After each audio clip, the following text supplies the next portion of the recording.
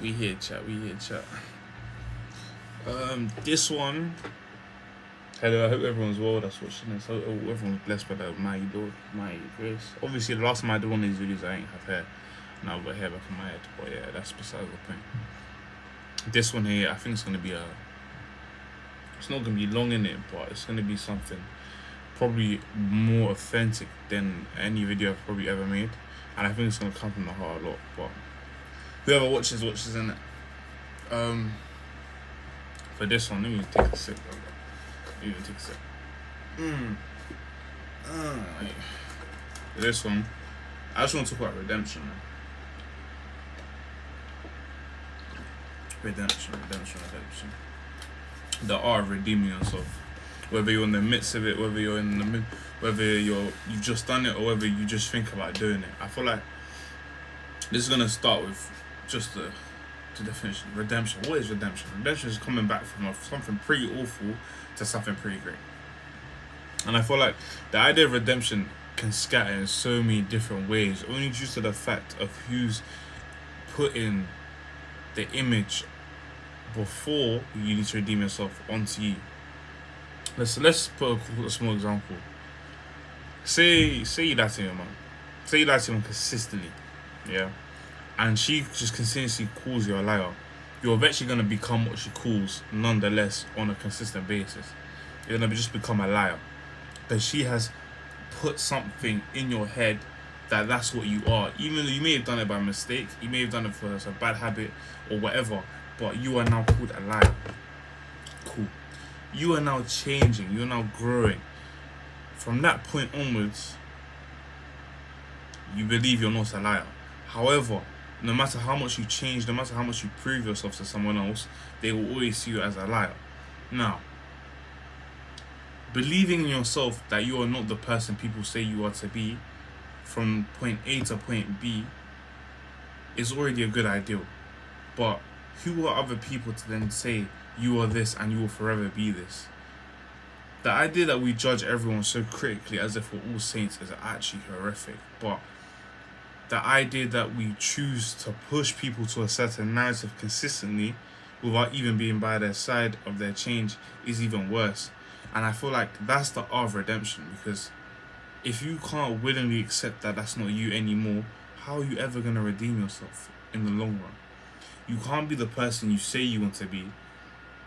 Change, people say it, and then you're in your head and you're like, oh, well, yeah, maybe they're right. Maybe I'm that person. Maybe I forever will be that person. No, that's not how it works. The art of redemption is so beautiful to me because those who've had it the worst, or those who've given the worst, have always found a way to then accept it within themselves first before they push it out to the world so the world can see it. But on that road, you have people who refuse to acknowledge that that narrative can change about someone. This is where the grace of Jesus Christ is even included in this conversation, because through the thick and thin, he has forgiven you. You've probably done something, been aware you've done something wrong, and he has forgiven you. Only due to the fact that not because he is a sinner, because he is perfect and he understands what being perfect looks like. To even get close to that, you have to go through trial and error consistently. You have to fight your morals, you have to fight your intrusive thoughts, you have to fight every single foundation that is built within you. And because that foundation that is built within you is not properly built, is not properly cascaded with what is needs to be made, and as you're not taught the right things at such an early age, you're bound to lean on something else to understand what a good foundation is. And this is why I'm saying Jesus Christ is the way. You've got the idea. Jesus Christ, good foundation. Having a good upbringing, good foundation. 2, great basis. But when you have a good upbringing and you've now done wrong, take accountability first and now move on to that road of redemption.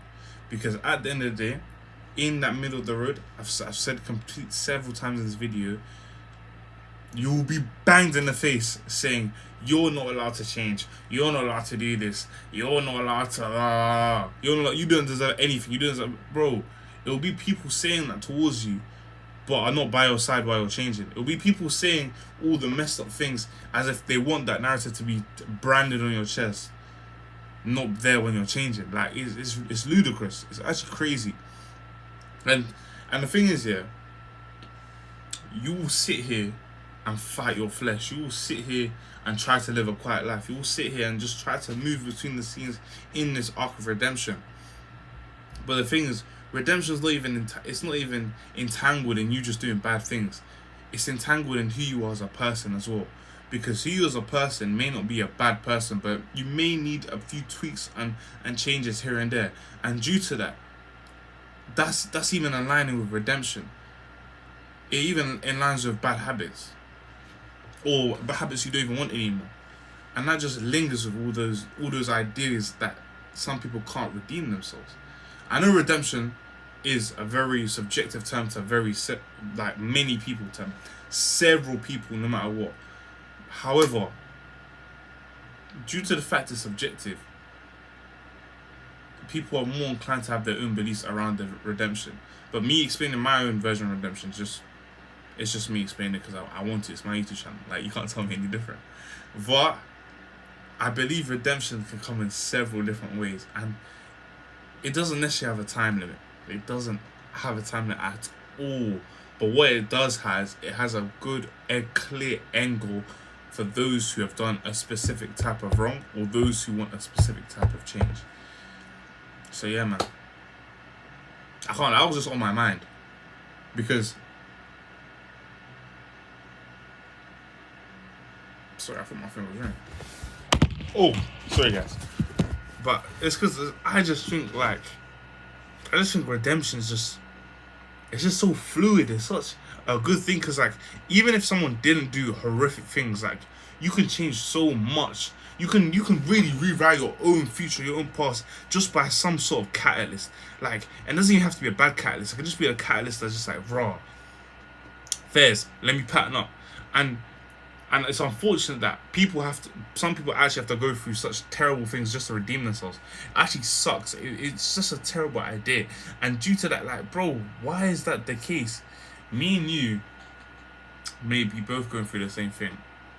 We can both take it with a grain of salt, or we can take it with the depth of a what's it called? Of a therapist. But all in all,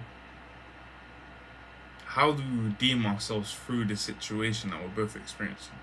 Which is another good question. Let's put an example on the table. Cool. You shot someone and I've stabbed someone. The person you shot, they died. The person I've stabbed, they've been chronically injured for months on end. They're even disabled. Cool. We both done something bad. How do we both go about it? Me, never choose to pick up a knife again and display violence ever again. I learned to control my emotions and do something about it. But if you kill someone now, and you're now in prison, consequence of your actions, of course, but while you're in prison, people are outside consistently just labeling you as a murderer, a killer, you don't deserve anything. But nobody knows you could have shot that person to protect yourself. And then now, your road of redemption swung two ways. One, I shot him, but I shouldn't have shot him in self-defense, or that was the only thing you could do. And now you have to get over killing a human. Or, I'm a killer. When I get out, I'm going to kill more people. When I get out, no one deserves sympathy from me because I'm a killer, I'm this and that. Bro, the influence of the human mind is so mad that redemption can be twisted, shaken, altered, and just snapped in half. Like, people who want to see you do better will genuinely see you do better. Those who want you to be put into a certain box and narrative will never, ever, ever want you to change. And that's the art of redemption, because remember, art gets messy sometimes. Gets very messy. But at the end of the day, if you really want to make this piece of art beautiful, you will structure it the right way. You will structure it the right way, no matter what. And I just really want to get that off my chest, because it's so susceptible to get lost in the journey. It's so susceptible to get lost in so many other things. But if you really truly value doing better and wanting to do better, you're gonna cherish the art of redemption. Like, simple as. But yeah, man, that's what I wanted to say. I can't lie. It's such a beautiful topic, and I wish I had someone to speak to about. But that's why I have this YouTube channel. Like, it's so mesmerizing. It's just so like wow. Because everyone can take things differently. Everyone can choose to just push it a certain type of way. Like, if I didn't have people around me to bring sense to me, I wouldn't know how to go about certain things. If I wasn't raised the right way, I wouldn't know how to go about certain things after I flopped horrendously. And that's the human mind. That's the nature that we're meant to be building around. That's the grace that Jesus Christ has now foretold us to have with our own selves. When it's not purposeful, like, it's simple as, like, he says it himself, like, work hard in what you do and with all your head, as working for the Lord, but not working for humans. Like, bro, work hard in being better. Simple. But anyways, man, comment, like, subscribe. Peace out.